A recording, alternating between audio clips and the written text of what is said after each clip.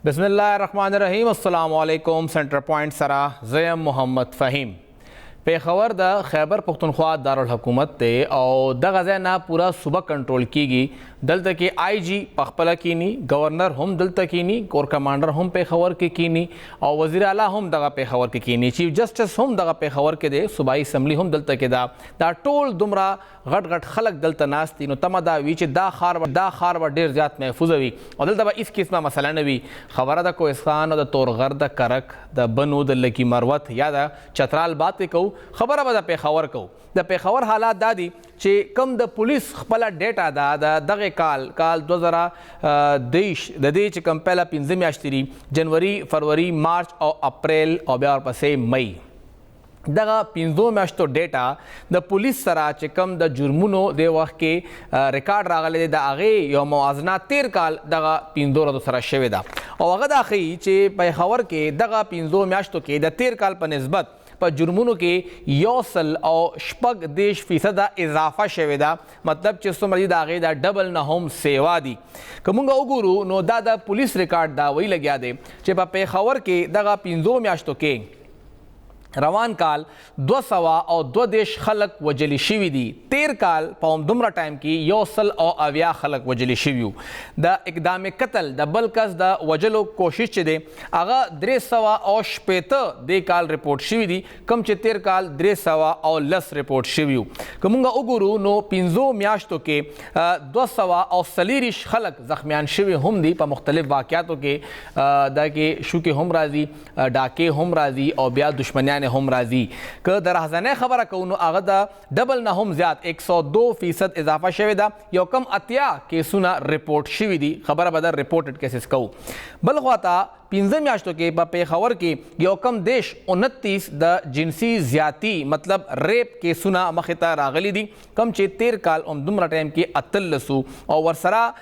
कमुंगा उगुरू नो स्वरलस वाक़यात माशुमानो सरा अलकान जिनको और वसरा जनावरों सरा गैर फितरी अमल दा हम ज़्यादती के राजी दा हम रिपोर्ट शवे दे पेखवर के दगा 15 म्याश्तों के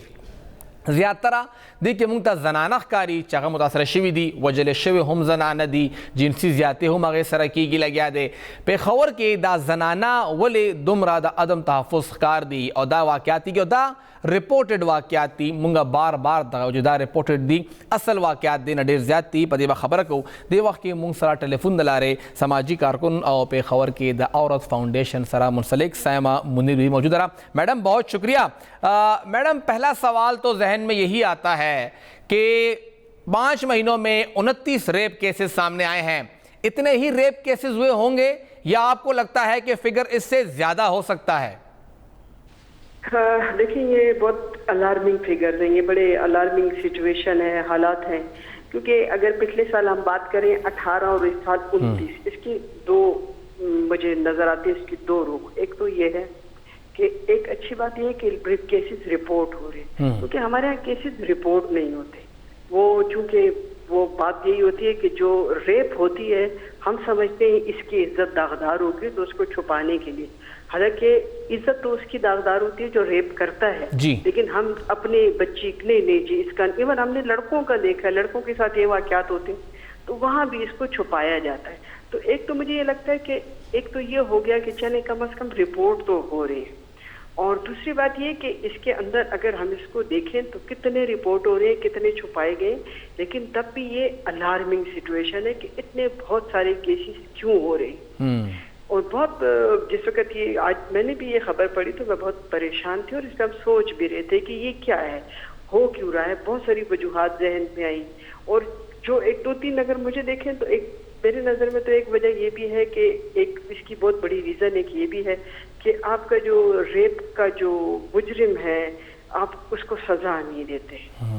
अक्सर वो बच जाता है। और पेशावर हाई कोर्ट का वो फैसला तो आपकी नज़र से भी गुजरा हुआ है कि जिसमें बुनेर में बच्ची के साथ रेप हुआ, ज़्यादती हुई और फिर वो मुजरिम जो था तो अभी इसमें था वो जेल में था, तो उन्होंने कहा जिसका निकाह हो गया तो हाई कोर्ट जजमेंट क्या देता है जी ठीक है निकाह हो गया तो बस यार ये मुजरिम बरी हो गया। आप देखें ना कि आपके यहाँ ये कितनी ज्यादा इस तरह के वाकयात हो रहे हैं और अदालतों के इस तरह के फैसले जो है वो बजाते खुद इन सारी चीजों की एक बहुत बड़ी वजह बन सकते हैं। تو اس لیے میں سمجھتی ہوں کہ ایک تو اس سارے کو دیکھنے کی ضرورت ہے کہ کہاں یہ غلط کہاں ہو رہا ہے. اچھا میڈم، ہم لوگ عمومی طور پہ جب بات کرتے ہیں تو آپ نے ہی بات کی لڑکیاں، خواتین، بچیاں، لیکن بچیوں سے زیادہ بچے بھی اس وقت ونریبل ہیں اور انہیں بھی شاید زیادہ خطرات ہیں کیونکہ وہ تو گھر سے باہر جاتے ہیں تو اکیلے جاتے ہیں. یہ لڑکے جو ہیں، یہ ان کی اتنی انسیکیورٹی، ان کو اتنے خطرات اچانک سے بڑے ہیں، یا جو آپ کا ایکسپیرینس ہے کیا کہتا ہے کہ آج سے 15-20 سال پہلے بھی حالات یہی تھے لیکن سامنے نہیں آ رہے تھے؟ ٹھیک ہے، اس میں آپ جو سوشل میڈیا کا رول ہے نا، آپ اس کو نہیں پیچھے کر سکتے.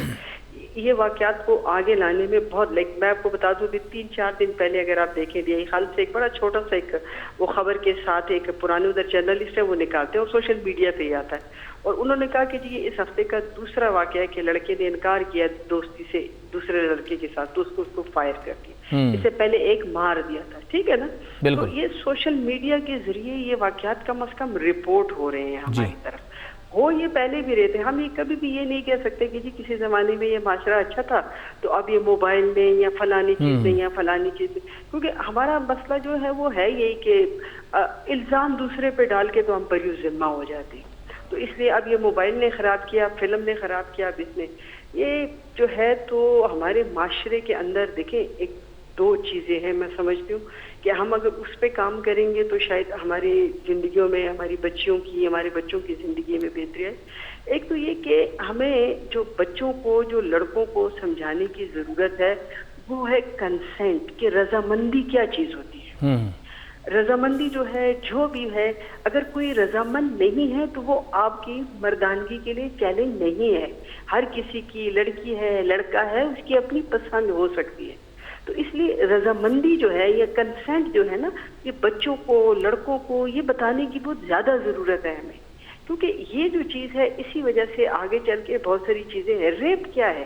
ریپ بھی تو یہی چیز ہے نا کہ وہ کوئی اپنی مردانگی کا اظہار کرتا ہے کہ جی اچھا یہ نہ ہے تو پھر نہ کو ہاں میں ہم اس طرح بدل سکتے ہیں. تو کہنے کا مقصد یہ ہے کہ ہمیں اپنے اسکولوں میں، کالجوں میں، جہاں ہم اور بہت ساری چیزیں پڑھاتے ہیں وہاں اس کو بھی بتانے کی ضرورت ہے کہ مرضی، کنسنٹ یہ کوئی چیزیں ہوتی ہیں اور یہ ہر انسان کا بنیادی حق ہوتا ہے کہ وہ اپنی مرضی جہاں وہ استعمال کر سکے. وہ جب ہم نے جس وقت یہ نعرہ لگایا تھا میرا جسم میری مرضی، تو آپ نے بھی دیکھا ہوگا کہ اس پہ کتنی مزاحمت ہوئی ہے، کتنی زیادہ مزاحمت ہوئی ہے. حالانکہ اس کا سمپلی مطلب یہی ہے کہ یار وہ پورٹرے بھی کافی غلط طریقے سے ہو گیا تھا. ہاں جی، ایگزیکٹلی جی. اور وجہ یہی تھی نا کہ وہ آپ نے بتایا اس کو اس طرح لوگوں کو، ادروائز تو وہ یہی ہے کہ یار یہ جو ہے تو مرضی کی بات ہے، ہر چیز مرضی کے ساتھ ہے. آپ کا اگر وہ کوئی اپنی مرضی استعمال کرنا چاہتا ہے تو یہ کوئی غلط بات نہیں. اچھا میڈم، یہ جو آپ بات کر رہی ہیں، جو بچی کا ذکر آپ نے کیا بھی، جو بنیر کا واقعہ تھا، کچھ عرصہ قبل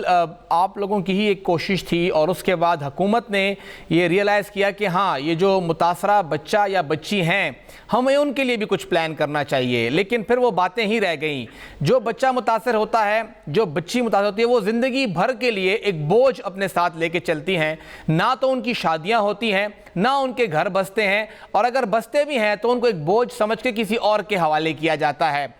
ان بچوں کے لیے، ان بچیوں کے لیے ابھی تک ہمیں کوئی پلان سامنے کیوں نہیں آیا کہ ہم انہیں بھی اسی طرح باوقار زندگی جینے کا حق دیں جیسے اوروں کے پاس ہے؟ وہ تو متاثرہ ہے بیچارے. دیکھیں، میں نے آپ کو کہا نا کہ ہمارے ہاں یہ ایک شرمناک واقعہ ہے، اور شرمناک اس کے لیے نہیں ہے جس نے کیا ہے، اس کے لیے جس کے ساتھ ہوا ہے. تو ایک تو یہ کہ ہمیں معاشرے میں اس ساری چیز کو فروغ دینے کی ضرورت ہے کہ جناب یہ جس کے ساتھ ہوا ہے آپ اس کو لعنت ملامت کریں. یہ جس کے ساتھ ہو گیا ہے اس وقت اس کو ضرورت ہے آپ کی محبت کی، آپ کی ہمدردی کی، جہاں پہ آپ اس کو بتائیں، اس کے کندھے پہ ہاتھ رکھیں، اس کا ہاتھ پکڑیں کہ جو تمہارے ساتھ ہوا ہے یہ دوسرے نے غلط کیا ہے. تو اس کے لیے ایک تو یہ ہے کہ آپ دیکھیں سائیکولوجیکل کوئی ہمارے ہاں نہیں ہے، اس طرح کی کوئی سپورٹ نہیں ہے جو ان بچوں کو دی جا سکے. اور اس کے ساتھ ساتھ میں سمجھتی ہوں کہ بہت ساری چیزوں پہ اس طرح کی یہ بہت سینسیٹیو باتیں، لیکن یہ اسکولوں میں ان پہ بات ہونی چاہیے. یہ اسی طرح، کیونکہ یہ تو کوئی چھوٹی بات تو نہیں ہے نا. آپ اس کو باہر نکالیں گے اور اس کو کون کون باہر نکالے گا؟ صرف اس کے گھر والے تو نہیں نکالیں گے نا. اس معاشرے کا بھی ذمہ ہے کہ اس کو اس ٹراما سے باہر لے کے آئے. تو اگر وہ नफसियाती मरीज उसके पास जाता है, डॉक्टर के पास जाता है, लेकिन अगर वो घर आता है, वो मोहल्ले में आता है, हम खुद आप देखें, आप भी ट्विटर पे हैं, मैं भी ट्विटर पे, और हम जानते हैं कि एक बड़ा सहाफ़ी जो है इस वक्त, जिस वक्त वो कोई अपनी खबर लगाता है तो उसके लिए किस तरह की ये वाली ट्रोलिंग होती है, और आपने बहुत ज्यादा देखा होगा इस सारी चीज़। बिल्कुल तो बिल्कुल। ये जो सोसाइटी है ये इतनी क्या कहना चाहिए उसको, पथराई हुई है कि उसको समझ ही नहीं आती कि ये इनके साथ एक सानिया हुआ है, इस सानिया में से उसको बाहर निकालने में हम उनकी मदद करें। उल्टा हम उसको ब्लेम कर करके, और देखिए ये विक्टिम ब्लेमिंग तो बहुत आम है हमारे यहाँ। लड़की रेप हुई है उसके ड्रेस का, और ये तो आपको भी पता है, मुझे भी पता है कि जब आपके सुपीरियर लोग जो उठ के ये बात करें कि ड्रेस के साथ मसला है, तो फिर कहाँ बात पहुंचती है। तो इसलिए ये जो गलत, मैडम ड्रेस के साथ तो मसला है, लेकिन पेशावर में तो जानवर के साथ भी ये सब कुछ रिपोर्ट हुआ है, तो उसमें तो फिर ये आर्गुमेंट तो मैं कहती हूँ ना, उन लोगों को दिया जाए ना जो ड्रेस की बात करते हैं, जो इसकी बात करते हैं कि ये पर्दा नहीं है तो फलां है तो फलां। बात ये है कि आप सोसाइटी को, जानवर को भी अब हम लोग पर्दा करके फिर आएंगे बाहर, उसको भी कवर करना पड़ेगा। कह रही हूँ, आप सोसाइटी को ठीक करें, आप निकलें इस बात को, आप विक्टिम ब्लेमिंग से बाहर निकलें। विक्टिम ब्लेमिंग या जो मुतासर शख्स को उस पर इल्ज़ाम लगाना कि इसका कसूर है, ये सबसे आसान होता है। ये आसान इसलिए होता है कि आपकी वो जो बर्डन ऑफ रिस्पॉन्सिबिलिटी या जिम्मेदारी का है ना, उसको ख़त्म कर देता है कि हाँ जी ठीक है, मुजरिम को तो रियासत ने भी सजा नहीं देनी। आप देख लें कि रेप के जो केसेस हैं उसमें कितनी जो है ये कन्विक्शन हुई है, ठीक है ना। बिल्कुल बिल्कुल, वहाँ पे तो राजीनामा हो जाता है। यही कह रही हूँ। अब रेप में कितना ये, मैं समझती हूँ कि ये इंसानियत के खिलाफ जुर्म है, और आप इस पे राजीनामे करते हैं। इस पे तो चाहिए ये कि रेप जिस वक्त हो गया कहीं, तो रियासत उसकी फरीक बने, रियासत ले उसकी जिम्मेदारी की। ये राजीनामे वाले केसेस नहीं है, इन पे सजा होगी मुजरिम को, और उसके साथ विक्टिम के लिए उसको सारा जो उसको ट्रॉमा से निकालना है, उसकी रिहेबिलिटेशन का पूरा प्रोग्राम हुकूमत के पास होना चाहिए। बिल्कुल बिल्कुल। चूंकि ये सारी चीजें हम नहीं कर सकते, इसलिए विक्टिम ब्लेमिंग बहुत आसान है। इसका कसूर होगा, इसने देखा होगा, इसने नहीं देखा होगा, इसके कपड़े ऐसे थे, ये इस वक्त निकली थी, तो इसलिए ये सारा कुछ होता है। इसको ठीक करने की जरूरत है, क्योंकि हम ये नहीं कह सकते। देखिए लोग हमेशा कहते हैं जी आप तो ये बातें करते हैं, वेस्ट में भी तो रेप होते हैं, वेस्ट में बिल्कुल रेप होते हैं, वेस्ट में डोमेस्टिक वायलेंस भी होता है, लेकिन आपने देखा कि वहाँ पे कानून कितना स्ट्रांग है। खैर वहाँ पे फिर वहाँ पे तो कानून बहुत ही तेज है। ये तो देखिए वहाँ पे कानून मौजूद है, रेमेडी मौजूद है, और हम भी रियासत से इसी रिस्पांस की, इसी रद्द-ए-अमल की तवक्को करते हैं कि जब इस तरह कुछ होता है तो उसके सारे सुतून जो हैं वो उस विक्टिम को रिहेबिलिटेट करने के लिए, उसको बचाने के लिए, और दूसरी तरफ मुजरिम को सजा देने के लिए इस्तेमाल हो। लेकिन हमारे यहाँ सारी मशीनरी लग जाती है जो जिसने जुर्म किया होता है उसको बचाने के लिए। बिल्कुल, और मामला जो है जो मुतासरा हैं उनको और भी दबाया जाता है कि आप ही जिम्मेदार थे। मैडम बहुत बहुत शुक्रिया, आपने हमें वक्त दिया और उसी नई खबर औखड़ा चे कमा माशूमा कब माशूम सरा ज़्यादा उशीदा पर गलती नहीं हुई आखो वर्कोटे दे न पुईगी या आगा सरा बल कस खपल जोर वर्ता खई चीज़ कम जोर के मा चिकम का जोर खई मुंग आगा जोर उमनू और मुंग ब्यादी के राजीनामे तरफ तजोदे की घटा खबर दादा ची सज़ा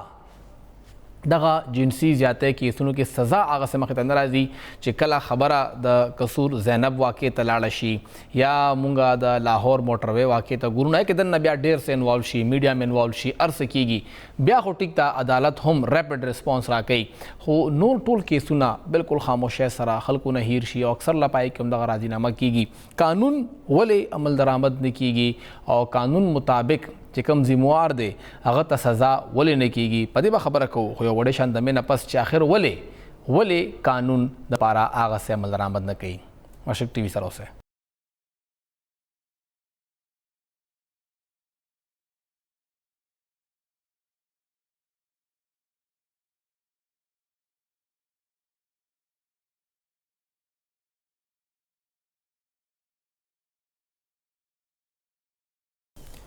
ताज़ा प्रोग्राम की योजल ब्या हर कले वायु व मुंग खबर को लग्या यू द पे खबर दगा जुर्मुनो शरा हवाले सरा और ख़ास तो का बांधे पर जनानो हवाले सरा चिकम दे वक्त की सूरत हाल रवान दे और उस मुंग खबर को दे वक्त के मुंग सरा स्काइप दलारे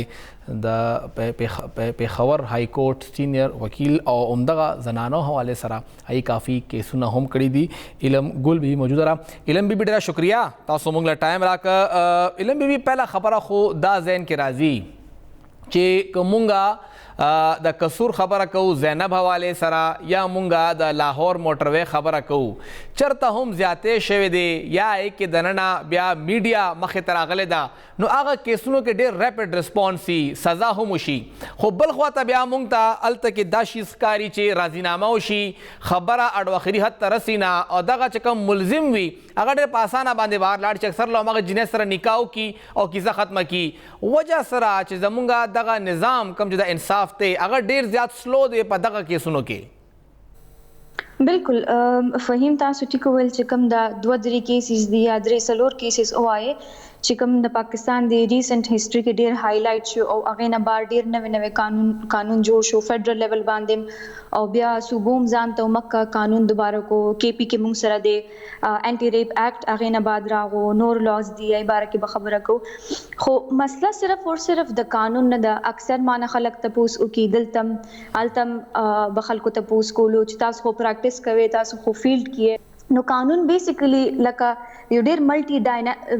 ډایمنشنل یو شیز دی دا څنګه د چې یو قانون جوړ شونه بس یو جج ناشته او هغه هر څه د لپاره فیصله کولی شي او الته نه بداغي ایگزیکیوشن شي بالکل هم داسې نه ځکه چې پاکستان چې کوم سټیټ دی زموږ ریاست څومره خپل ځان کې ویک دی هغه تاسو تم پته ده او هغه ماتم پته ده چې یو سټیټ خپل رټ نشي قائمولې نو هغه به د خپل لاندې ډپارټمنټس یا د خپل لاندې څومره چې انسټیټیوټس دي چې هغه لیګل دي هغه جوډیشل دي هغه هر څنګه دي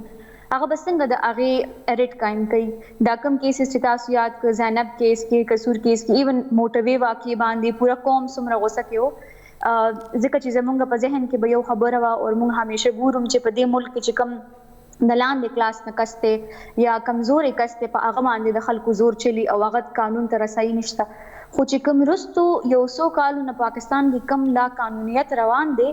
نو هغه خو اوس کلاس لیس شو لکه هغه خو دې لیول ته مونږ رسیدلی یو چې هغه دې باندې اړو فرق نه کوي ډېر های پروفایل کیسز مونږ وکړه او های کورټ او سپریم کورټ پورې لاړو خو مسله مکه ده چې دا لا قانونیت زمونږ ملک کې دومره ډیپ روټډ دی دومره لکه دنه پورې تللی دی چې یو د خو ډفرنٹ سټیجز وي کنه د ټرایل پہلا انویسټیګیشن سټیج د ډیر کیسز خو انویسټیګیشن سټیج نه خراب شي بالکل ځکه چې زمونږ کم هغه الته کې افیشلز دی هغه اړو ټرین نه دي تاسو ایته خو ټولې کې پہلا خو چرته داسې کیس وشي کو ریپ ته کو ډومېسټک وایلنس ته کور والا خو اړو رپورټ کوي نه لیټس سے هغه رپورټ شو پولیس سټیشن پورې ورسېدو بیا لا ډیر کلیر دی او چې کوم انټي ریپ والا ایکټ دی 2010 هغه کو نوم ټرایل اینڈ انویسټیګیشن د دومره فوکس په انویسټیګیشن هم دی د پاره دی چې دا هغه کې خو ډیر اهم یو حصہ د انویسټیګیشن ده تاسو به خاص طریقې سره هغه کسان ټرین کوي چې یاره د دې سیریس افنسز باغی هغه وکټم نه هغه زنانه نه هغه معصوم نه ایون الک نه پاکستان کې خو اوس د صرف ماشومان جنکو نه څنګه تاسو ذکر وکړو د ماشومان الکانو کې څومره ډیر لکه خطرناک حد پورې ډیر دي جی نو هغه خو اړو ټرین نه دي چې دا کیس هغه انویسټیګیټ کی او دا تاسو پته ده چې سنسټیو کیسز دي 24 اورز 72 اورز هغه کې دنه ساينټیفیکلی هغه ټول انویسټیګیشن کولی او هغه بیا مخ ته پروسیډ کی هغه ملته کې نیم کیسونه خراب شي کم داسې کیسونه چې کم کې د خلکو لګ ډیر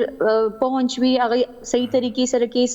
واچي هر څه وشي ټرایلز کې کله کله خراب شي کله کله ټرایلز هم وشي زور زبردستی خلک کوي خو هغه های کورټ ته ورسي های کورټ کې مشي سپریم کورټ ته خبره رسي مونږ خبر شو چې زی هغه خو راضي نامه وشو څنګه وشو هر ځای کې انفلوئنشل کسان دي ک ججز دي هغه مونږ ته پته ده چې څنګه سیستم روان دی پاکستان کې خلک هغه زنانه ده هغه ماشومان دي هغه خلک دي اده کوم علاقې نه دي نو دا غي په علاقې کې به یو داسې مشر وي ایم ان ای به وي ایم پی ای به وي زموږ د علاقې نوم خرابېږي د خاندان مشر به وي چې بس دا معامله ختمه کوي نو دا هغه شیزونه دومره سترونګ دي چې هغه هر لیول باندې دي صرف کیس رپورټ کول نه دي خبره انفلوئنس کوي علم بي دا تاسو کوم ذکر د انویسټیګیشن وکړه ولې چې مونږه وګورو نو زمونږه چې کم دغه وکټم دی اکثر لمونږه وکټم نه ذمہوار ګرځو وکټم ذمہوار ګرځو چې کم ملزم دی هغه مونږه آزاد کو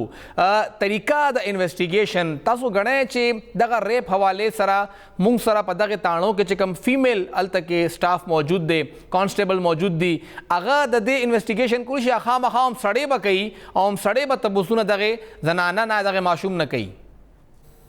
ګوره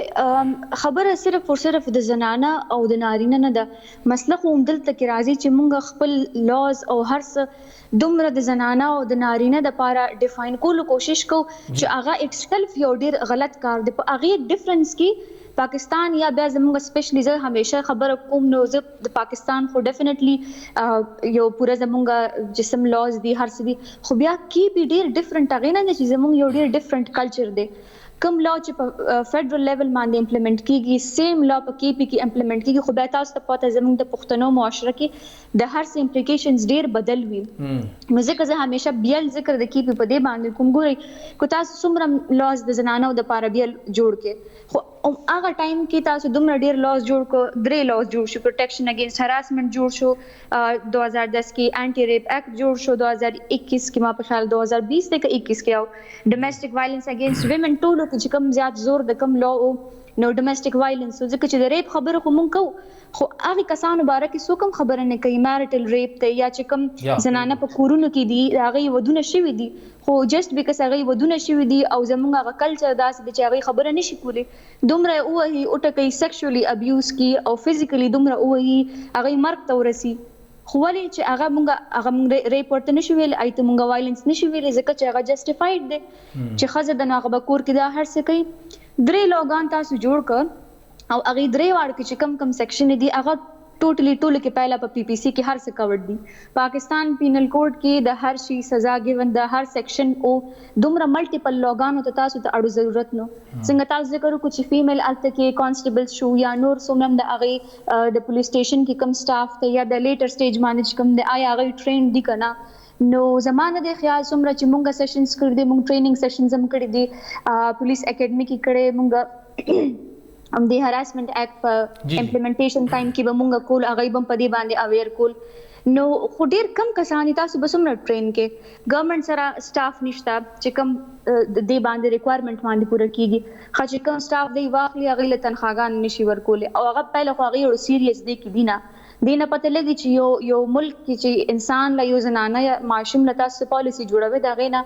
د تاسو سیریسنس پته لګي چې تاسو هغه شی د پاره څومره تاسو خپل د دفاع د پاره ډیفنس د پاره څومره بجټ یک د تاسو تعلیم د پاره څومره بجټ یک دی او تاسو بیا د لاس د پاره څومره بجټ یک دی او د هغه امپلیمنټیشن د پاره ګوره د ډومیسټک وایلنس ایکټ کم ټایم شو تقریبا 2020 21 نه تقریبا د هغه امپلیمنټیشن سٹارټ شوی نن موږ 2023 کې ناشتیو او نیم کال تیر شو اوسه پورې هغه ډیسټریکټ کمیټي سره نه دی جوړ نشته. ما اعلان دوباره یو ځل چیک کو چې جست ان کیس سپت چرته صدا څخه کار شوی چې هغه ورکینګ سٹارټ کړی یا مې بي زما په نالج کې نیز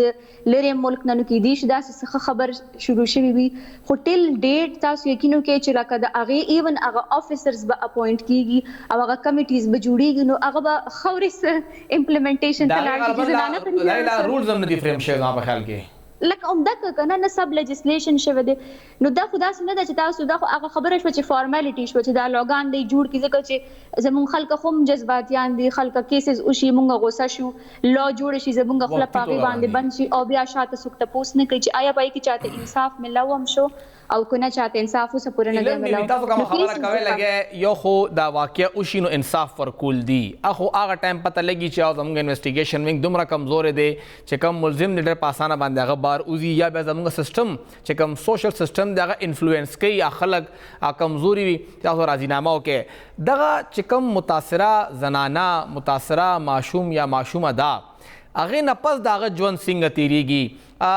تاسو ویسٹ ته هم تلې تاسو الته کې سیستم وکړه پاکستان هم وکړه الته کې ریپس کیږي ډیر زیات ریپ کیږي پاکستان زیات ریپس الته کیږي رپورټ کیږي الته کې وکټم سره بیا څه کیږي او دلته د وکټم چې دوباره بحالي ده هغه د پاسه نظام شته او کنه ګوره فهیم مکه خبر چې ک بوکس کې ګوره او په مکه ان رائټینګ سامانونه پراتی دي د دنیا لوګان مونږ سره پراتی دي د دنیا ریپورتونه پاکستان کې د یو ان ریپورتونه دي د ډیفرنٹ ارګنایزیشن هیومن رائټس واچ والا دي دا غي کمیټیز دي دا غي انوال بای انوال ټول ریپورتونه پراتی دي خو که آن ګراوند تاسو ګوره چې لکه ریالټی دا هغه تاسو تم پته د ما تم پته ده چې وکټم اجس خو هغه صرف مخ تراشي او دا کیس ریپورت هم کی د عمر کا ټایم نه دا هغه یو لایف لانګ سفرینګ شروع شي چې هغه کم زیاتې هغه سره وشو کو هغه ماشومه ده نو تر مرګه پورې به هغه سره اوسېږي، یا سټیګما به هغې نه چېرته هم نه ځي. کو هغه زنانه ده نو پهله خو د هغې څنګه سایما خبره کوله تاسو پهله ډسکس کړو چې هغې غواړو واده مخته لایف کنټینیو کول بس ختم شو. او چارې اوم شي نو ټول عمر هغې ته دا تانې ملاویږي. او د حکومت اټسلف چې هغه انصاف نشي ورکولی او قانون لکه هغه د ستا دا تکلیف اکنالج کوي نه چې د دې سټیټ کې یا دې په دې وطن کې تا سره دا زیاتې شوې دي نو مونږ د ستا ریسپانسبیلیټي حالت چې قانون ډېر کلیر دی. دا نوی قانون که نه مو زوړم چې همیشه نه داسې کیسز کې سټیټ پارټي وي لکه خامخا به سټیټ داسې کیس کې پارټي جوړیږي او د وکټم طرف نه به هغه کیس کوي. که وکټم خپله پریم دی کیس خو سټیټ نه پرېښودی شي. ډېر کلیر دی دې باره کې قانون. خو زموږ بدقسمتي وګورئ چې هغه خو ټولو کې پهله د هغه غوړه زیاتې نه مني چې تا سره دومره غټ زیاتې شوی دی نو د هغه به ریهیبلیټیشن څنګه وکړي. او ښه چې بیا دا څومره فیمیلز دي که د ابیوز دي که د وایلنس دي که د ریپ دي دی هاسپټلز ته ځي ټولو کې پهله خو چې هلته کې کوم سټاف دی میډیکل سټاف دی څه به پکې ښه هم وي. زه بلکل داسې نه وایم چې ټول خلک ډېر څه خلک پکې ښه هم دي ډیوټیفل دي هغوی ته خپل کار پته دی خو ایون هغوی نه دي ټرینډ او موږ ایز ا معاشره دومره بې حسه شوي یو او نه زموږ هغه دغه داسې ګرومینګ داسې شوی دی نه موږ ته قانون څه یره شته نه موږ ته هغه پښتونولي هغه ټول ویلیوز موږ نه ختم شوي دي. نو ټولو کې پهله خو چې رام شي دا زنانه نو هغې ته د حقارت په نظر کتل کېږي. ډېر په پټه باندې به د کور څوک زنانه یا مشر یا څوک د هسپتال ته په پټه باندې بوځي څه فرسټ ایډ یا سم چې وله ورکولي او بیا خو به ټول عمر کې هغه مکه شانتې په بند دیوالونو کې پاتې. ریهیبلیټیشن خو لکه اډو څه تصور نشته. ډیر کم داسې دي که چېرته انټرنیشنل ارګنایزیشنز دي یا یو دوه شیلټر چې کوم زه پیژنم پېښور کې کار کوي لګیا دي ریهیبلیټیشن دپاره. خو تاسو ما ته خپله وایي چې لکه څومره داسې کیسې دي چې هغې کې به کور والا پرېږدي چې ښه ته ریهیب ته لاړ شه یا ته سیشنز له تا مونږ بوځو یا ته او حالا چې کوم دا دواړه لاز دي په دې کې ډېر خاص سیکشن هم دې دپاره دي چې هغې ته به سایکولوجیکل ایډ ملاویږي ځکه چې دا انسان په نفسیاتو باندې ډېر غټ اثر کوي. که هغه سروایور د ریپ نم ژوندی پاتې شو هغه د ابیوز نم ژوندی پاتې شو او هغه کور کې چې څومره مسلې دي ډومیسټک وایلنس دی هر څه نه هغه پاتې شو ژوندی او هغه دوباره لایف سټارټ کوي. ټولو کې غټ خو د هغه ذهن دی چې هغه به ټولو کې پهله خپل ذهن څنګه واپس لکه نارمل ژوند ته راولي. نو هغلته که ډېر کم داسې خلک وي چې هغه خپل لور یا خور یا مور به پرېږدي چې او مونږ ته دپاره دا غواړو دې دپاره خو دا هم کافي وي چې بس په حیا عزت باندې خبره ریزالو کړو مونږ او چې څوک رانه خبر نشي. ژوند ورته پرېږدي نور ملکونو کې جی ژوند ته چې پرېږدي دا به هم غټه خبره وي. علم بیبي ډېره شکریه تاسو موږ له ټایم راکړه کافي مصروفه د هغوی شیډول خو بیا هم هغوی موږ له ټایم راکړه د هغوی ډېره شکریه او کافي تفصیلا لیګل پوینټ آف ویو پوره کور کړه چې کم ځای کې قانون څه وایي خو هغه امپلیمنټیشن د موږ چې کوم سټیټ ارګنز دي هغه په دې باندې عمل ده. یو ناس جج یو مجسټریټ هغه چې څومره کولی شي هغه اورډر ورکولی شي امپلیمنټیشن زموږ د ایگزیکټیو کار دی او ایگزیکټیو بیا څنګه امپلیمنټیشن کوي که هغه امپلیمنټیشن کولې نن به د پېښور دا حل نه و او نه به د خیبر پښتونخوا دا حل و. یو وړه شان دمه اخلو.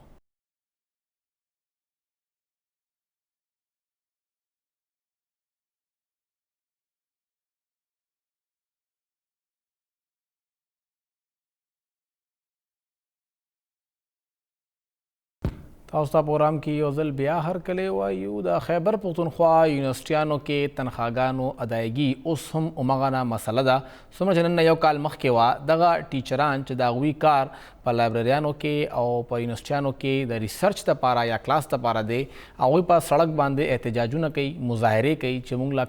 لا کم از کم تنخوا خو په ټایم راکې الاونسز چې کوم نور ته میلاویږي هغه دوی ته هم میلاوېدل مخکې هغې هم ترې کټ کړي دي او اوس چې کوم د حکومت لخوا بجټ کې 30 او بیا 35% تنخواګانو اضافه مخې ته راغلی ده نو د هغې نه پس پکار دا وه چې کوم کرنټ سایډ دی هغه بجټ د ایچ ای سی هم سیوا شوی وی خو ویل کېږي چې بجټ هلته کې ولاړ دی مطلب دا چې د زړو تنخواګانو بجټ اسیم نه پوره کېده او اوس که اضافه وشوه نو اوس به نور هم نه پوره کېږي. یونیورسټیانو ته څه قسمه خطرات دي څه قسمه مسله جوړېدی شي په دې به خبره کوو. دې وخت کې موږ سره د پېښور یونیورسټۍ ټیچنګ سټاف ایسوسییشن جنرل سیکرټري ډاکټر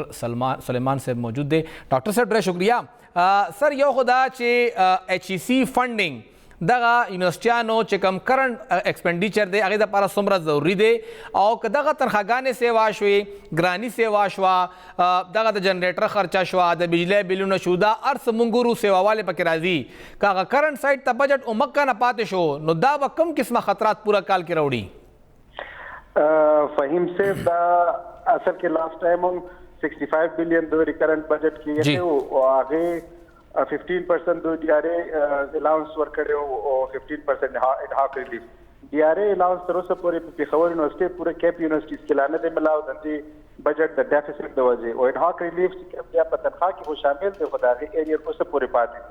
نو دو بیا انفلیشن تقریبا 30% انفلیشن دے دو بیا ریکرنٹ بجٹ ریکن 65 بلین کی خود دے مطلب دا دے چھے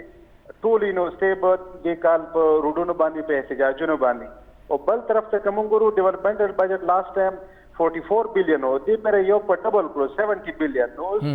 په دې باندې کې نه پوهیږو چې دا ګورنمنت پرایورټیز څه دي اوس نوې یونیورسټي به دوی جوړي الریډي زموږ چې کوم دا یونیورسټي جوړ شوی دي 32 یونیورسټي هغه نشي سسټین کوي او خاص کر داغه امپیکټ چې کوم په غټو یونیورسټو د پېښور یونیورسټي باندې اګریکلچر یونیورسټي ګومل یونیورسټي باندې راغلي دي نو هغه نشي سسټین کوي او دوی بیا ډیولپمنټل بجټ زیات کړو او هغه سره د پروګرام بدای چې نوې یونیورسټي به جوړي کنسټرکشن بکیو تاسو ته خبره چې په هغه کې پولیټیشن هم خوشحالي بیوروکریټ هم خوشحالي وایس چانسلر هم خوشحالي یو چین اف کمانډ دی ولې چې په ریکرنٹ بجټ کې خو هیره پیره نه کیږي خو د ډیولپمنټل بجټ کې کیږي نو حیران او پریشان یو پته نه چې د ګورنمنت پرایورټیز څه دي او دې کال خو زما خیال دا دی چې ټول کال به پروټیسټ کی په پوره یونیورسيټي کې او ټول خلک په روډونو باندې ډاکټر صاحب زمونږه چې څومره دا تاسو یاد کړل دوه دیش دي یا درې دیش زمونږه ډیګري ایوارډینګ انسټیټیوټس دي هغوی ته غالبا خیبر پښتونخوا حکومت هم څه نه څه ګرانټ ورکوي نو آیا که فیډرل ګورنمنټ طرف نه څه کمې راغلی ده نو صوبه دی کې خپله ایسه نشي اچولی بدقسمتی نه فهیم صاحب زه به ستاسو کریکشن کوم پروینشل ګورنمنټ یو روپۍ نه ورکوي د یونیورسټیز ته زموږ خو ډیمانډ دا دی چې 18 امینډمنټ نه پس دا ایجوکیشن چې کم دی دا پروینشل چیپټر دی او ایچ ای ډي چې کم زموږ دی هغه ایکولی انټرفیرنس کی د پېښور یونیورسټي او د نورې چې څومره یونیورسټي د هغې په اټانومي کې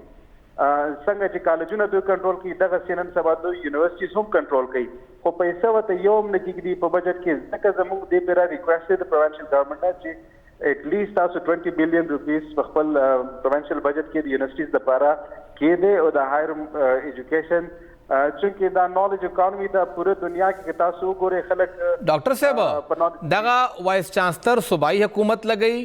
دغه باډیز کې دننه سیکرټري هایر ایجوکیشن کینی زمونږه چې کم سیکرټري فائنانس ته هغه په هغه باډي کې دننه کینی وزیر اعلی او کیبنٹ هایرینګ او فایرینګ اتھارټي دا نو بیا څنګه دوی فنډ نشي ورکولی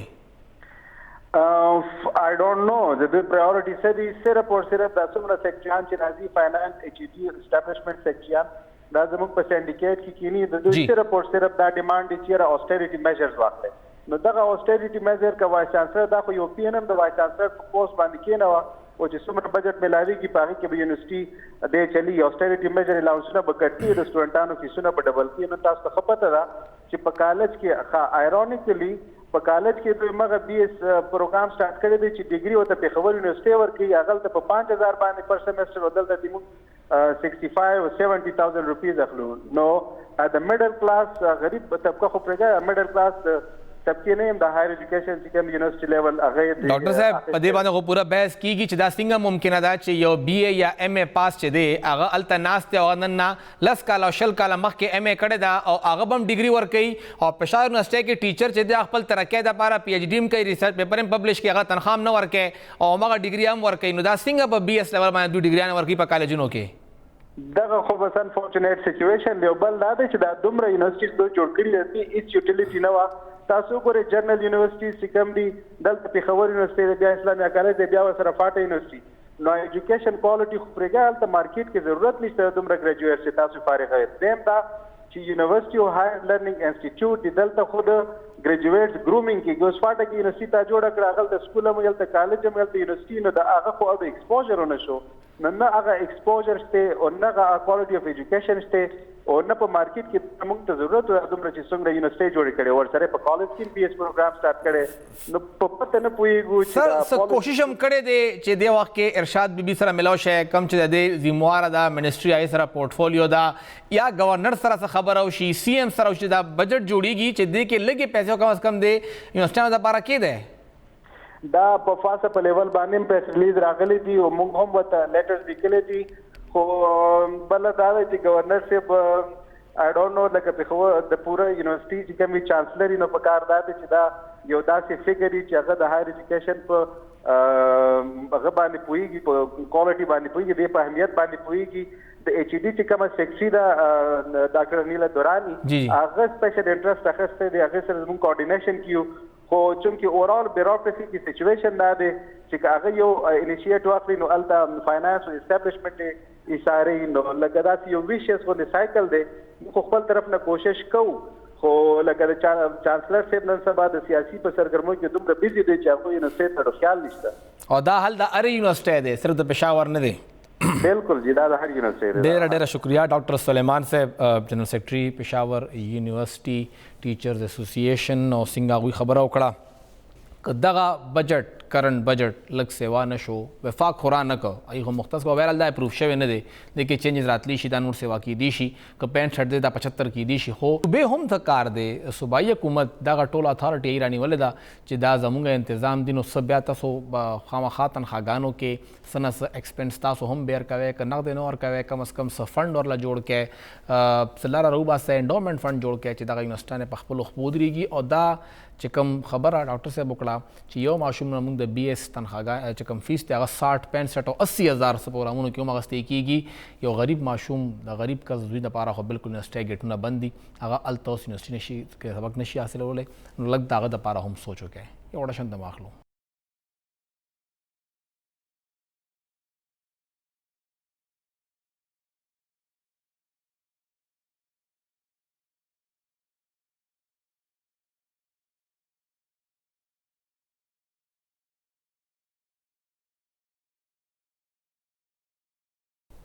تاسو ته پروګرام کې یو ځل بیا هر کله وایو د جمعیت علماء اسلام مجلس عامله اجلاس په پېښور کې 2 ورځې وشو خو دغه اجلاس اصلي خبره هم دغه وه چې ټیکټ بچاله ورکو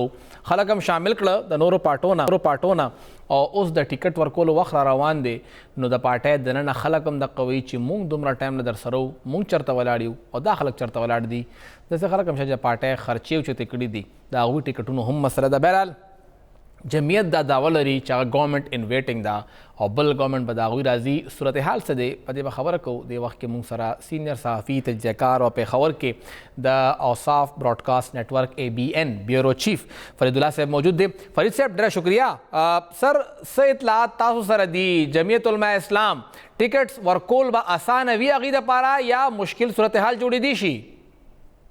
ډېره مننه فهیم صاحب دا به ډېره زیاته ګرانه شي ځکه چې JUI یو داسې پارټي ده چې ډېر کم خلک د دې پارټۍ نه بلې پارټۍ ته تللي دي چې کوم زما په علم کې دي نو دې سره چې د کومو خلکو اسوسییشن دی هغه ډېر کمیټډ خلک دي او که داسې صورتحال وي چې کوم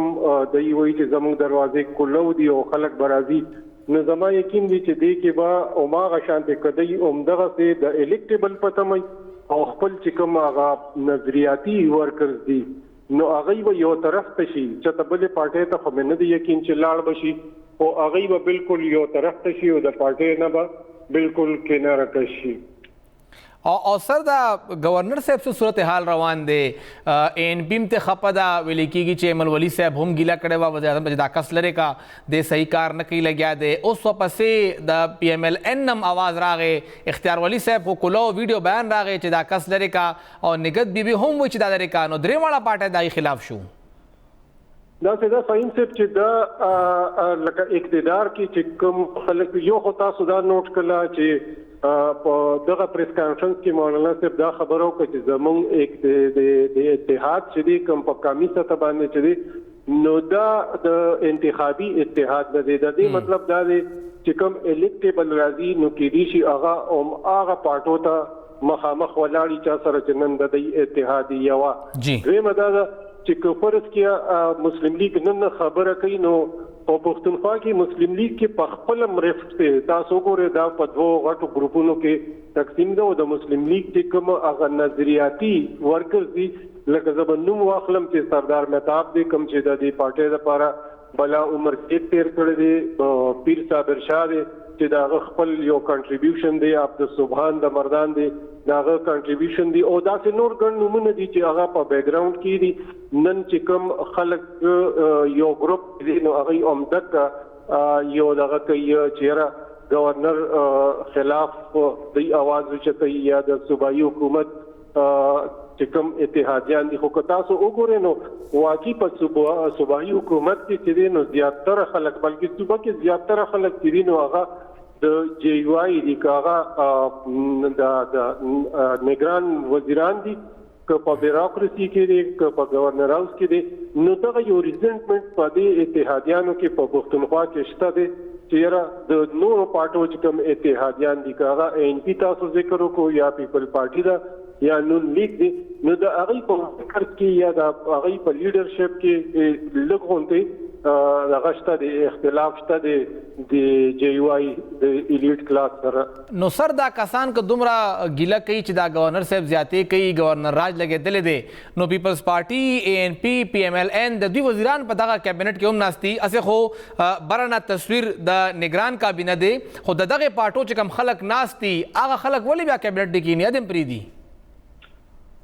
فهیم صاحب داسې دی چې تاسو وګورئ که دغه کیبینټ کې چې کوم نامینیز دي د پارټو لخوا نه نو د هغوی په پارټۍ کې کنټریبیوشن ته وګورئ چې د هغوی د پارټۍ کنټریبیوشن څه دی که هغه د پیپل پارټۍ دي که هغه د اے این پي دی او که هغه د نورو پارټو دی نو د هغوی په پارټو کې کنټریبیوشن څه دی یا هغوی پارټۍ کې په کوم ځای کې ولاړو آیا څه کیبینټ کې یو عہده سره یا د پارټۍ سره د هغوی څه لایلټي او یا ډیره موده هغې پارټۍ کې خدمات کړي دي نو تاسو وګورئ چې دغه رقم خلک چې دي لکه په نگران سیټ اپ کې خو هغه شانتي خلک نشته چې کوم ته په صحیح معنو کې پولیټیکل خلک ویلی شي منظور افریدي صاحب خو سره ډېر زیات خدمات دي لکه تاسو وګورئ خو ټول خدمات د هغوی د جمعیت دپاره بالکل لکه د هغوی خدمات دي خو هغه خدمات د عوامو دپاره خو نه دي که نه جی جی د عوامو قاید دپاره دي هغه خو د قایدینو لپاره دی او د مخصوص طبقې لپاره د هغوی خدمات دي نو هغه شانتي خلک چې کوم دي د چا چې د پبلک رسایي نه وي کومو منسټرانو ته یا کوم آفیس بیئرز چې وي د پارټۍ چې هغه لکه هغه د هغه پبلک سره انټراکشن نه وي نو ډیفینټلی د پارټۍ خپل خلک چې دي هغه به هم که تاسو د جی یو آی د خپلو خلکو نه پوښتنه وکړئ نو هغوی به هم آف دی ریکارډ دا ګیلې کوي چېرې زمونږ چې کوم منسټرز دي نو هغه چې دي بل فهیم صاحب یو بل خبره د مولانا صاحب سپیچ د تاسو هم کتلي وي هلته به موجود وي خو د صوبې چې کوم د لکه دا صوبه چې دا یو فاینانشل کرایسس سره مخ تاسو ګورئ چې بي آر ټي چې دی نو د هغې پیسې ودرولې شوې وې صحت انصاف کارډ هر څه چې دي او صحت انصاف کارډ نه دې ټیم کې ستا د صوبې 16,000 کسان چې دي هغه انډر ټریټمنټ دي نو هغو ته یو سهولت و هغه سیاسي اختلاف په خپل ځای خو لکه د پبلک د ویلفیر چې کوم څیزونه دي نو هغه په کار دا دي چې هغه منصوبي څنګه چې د بېنظیر انکم سپورټ پروګرام جاري روانو یا روان دی نو دغه شانتي لکه که بي آر ټي ده یا که صحت انصاف کارډ دی یا داسې چې نور د پبلک د ویلفیر کوم منصوبې دي یا پناهګاوې هغه نو داسې دغه چې دي لکه دې کې اتحادیان چې کوم د پارټو اتحادیان دي یا تاسو وګورئ د انفارمیشن ډپارټمنټ حالات ته وګورئ د اوقافو حالاتو ته وګورئ چې هغه کوم طرف ته روان دي نو په کار دا دي چې مولانا صاحب په دې خبره کړې وي چې یاره د صوبې چې کوم معیشت دی په هغې کې مرکز سره خبره وکړي چې یاره چې کوم بقایجات دي د بجلی او د خالص منافع په حواله باندې د ګیس د رایلټي په حوالې باندې د وار اګینسټ ټیرر په دغه کې چې کوم 1% بقایجات دي چې هغه فوري را ټرانسفر کړي وي تاسو ګور ډیر ماینوټ غونډه 2 ارب روپے چې دي نو د 13 ورځې کې 2 ارب روپے چې دي نو هیڅ چې نه دي د صوبې دي اخراجات سره نو پکار دی چې مولانا ته پدیم خبره کړې ما یقین دي تاسو وې چا په خامخا دا تاسو بوتي کړی وي جی فہیم دی ډیره شکریا فرید الله صاحب بیورو چیف ABN پېښور او څنګه یې خبره وکړه چې دا بس آسان کار نه وي. دا کم کسان چې کابینټ کې ناست دي هغوی ته هم د خلکو رسایي نشته او دغه پارټو خلک هم د خپلو پارټو منسټرز نه ښکاري خو پیپلز پارټۍ د ANP د JUI د قومي وطن پارټۍ د PMLN منسټر خو هغوی ته اکسیسیبل نه دی او دا خبره نن اختیار صاحب وکړه چې زموږ اکسیس شته دی نه حکومت موږ ته ډومرات راکوي نه چې کوم موږ غواړو. بهرحال د هغوی حق جوړېږي خو نه چې نګران ګورنمنټ دی خو بهرحال وایي کسان د هغوی ناست دي نو هغوی هم تمه لري چې دا هر څه موږ ته میلو شي. پروګرام وخت ختم دی. اجازت راکړئ. د الله پامان.